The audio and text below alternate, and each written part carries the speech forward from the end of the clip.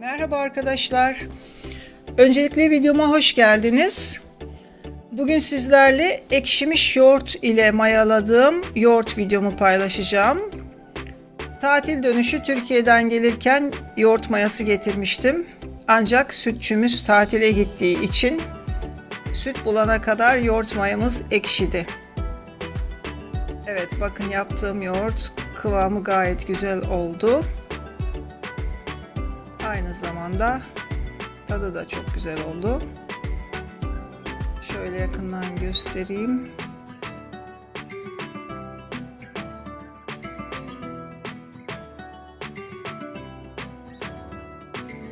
Dediğim gibi artık şimdi bir çiftlikten süt alıyorum. Haftanın 7 günü böyle makineden bozuk para atıp istediğiniz zaman süt alabiliyorsunuz. Büyük kolaylık. Sütü kaynatmadan önce ben tencereyi ve kevgiri önce suyla duruluyorum. Böylece süt tencereye ve kevgire yapışmıyor ve kevgir sütün taşmasını engelliyor kaynarken. 5 dakika kaynatıyorum. Çok uzun süre değil. Tabii kaynamaya başladıktan itibaren. Daha sonra sütü ılımaya bırakıyoruz. Kaymağını karıştırarak dağıtıyorum şöyle. Kaymağını ayırmayacağım. Yoğurdun üzerinde de kaymağı seviyoruz biz. Sıcaklığını anlamak için bildiğiniz gibi serçe parmağımızı batırıp 7'ye kadar sayıyoruz. Eğer parmağımız bu sıcaklığa dayanıyorsa süt mayalanmaya hazır demektir. Yoğurt mayam ekşimişti demiştim sizlere de. Onun için mayalarken 1 yemek kaşığı şeker katacağım. Normalde şekeri direkt sütün içine de katabiliriz. Ancak şimdi göstermek için böyle kaseye aldım. Biraz süt ile karıştıracağız. İyice karıştıralım.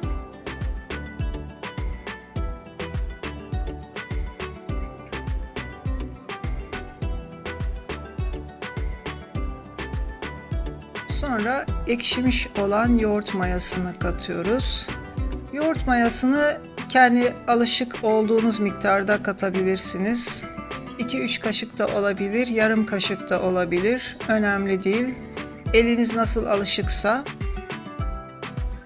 Sonra iyice karıştırıyoruz.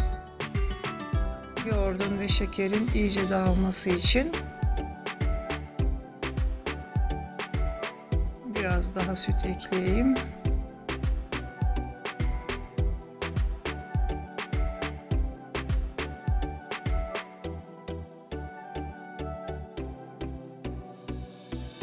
Şimdi bu karışımı süte ekleyip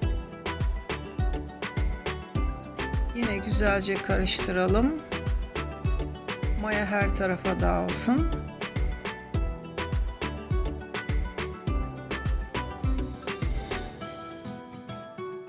Ben 3 litre süt kullandım bu defa. Normalde 5 litre ile yapıyorum ancak rizikoyu biraz azaltmak istedim açıkçası. Bir defa daha yapmıştım aynı şekilde. Onda da güzel tutmuştu. Evet, ben sütü kavanozlara boşaltarak mayalıyorum. Böyle daha pratik oluyor. Hepsi birden açılmamış oluyor. Gördüğünüz gibi kaymağın hepsi ilk kavanoza gitti.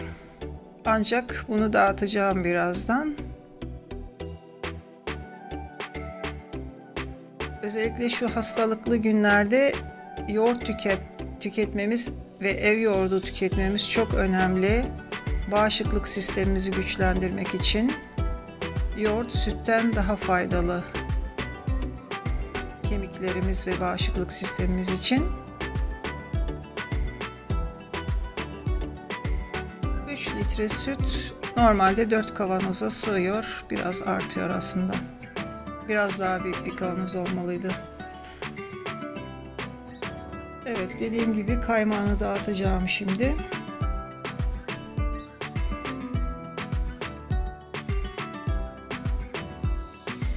Tabii Arzu ederseniz kaymağını ayırarak hem ayrı şekilde tüketebilirsiniz hem de yoğurdunuzu biraz daha az yağlı yapabilirsiniz. Ama dediğim gibi biz yoğurdun kaymağını da seviyoruz. Kalan sütü de paylaştıralım. Sığdığı kadarıyla tabii ki.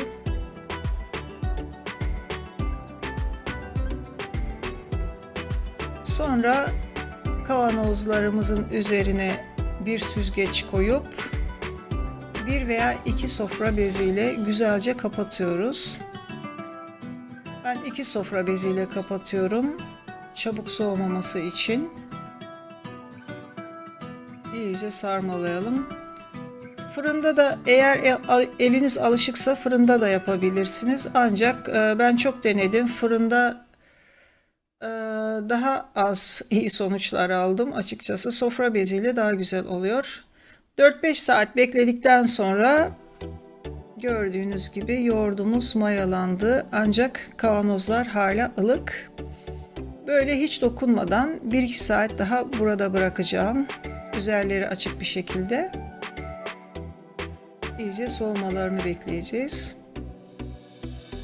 Evet, 2 saat sonra kavanozlar da soğudu. Şimdi böyle kapaklarını kapatmadan buzdolabına koyuyorum. 1-2 saat sonra ise kapaklarını da kapatacağım. Şimdi artık 24 saat sonra yoğurdumuz tüketmeye hazır. Gördüğünüz gibi daha önce de göstermiştim. Kalıp gibi tuttu. Şov yapalım biraz da.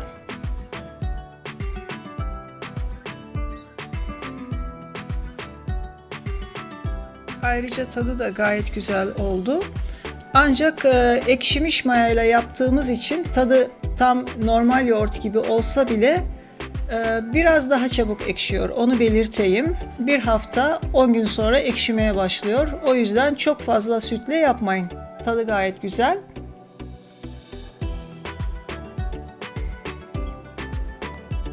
Ayrıca paylaşmak istediğim bir şey daha var. Eğer sütü aldınız ve zamanınız yoksa mayalamak için şişelere doldurup buzlukta haftalarca saklayabilirsiniz. Hiçbir şey olmuyor. Sadece dikkat etmeniz gereken şey şişeleri sonuna kadar doldurmayın. Süt donunca hacmi genişler ve şişeleriniz çatlar. İzlediğiniz için çok teşekkür ediyorum. Bir başka videomda görüşmek üzere. Sağlıkla kalın. Hoşça kalın.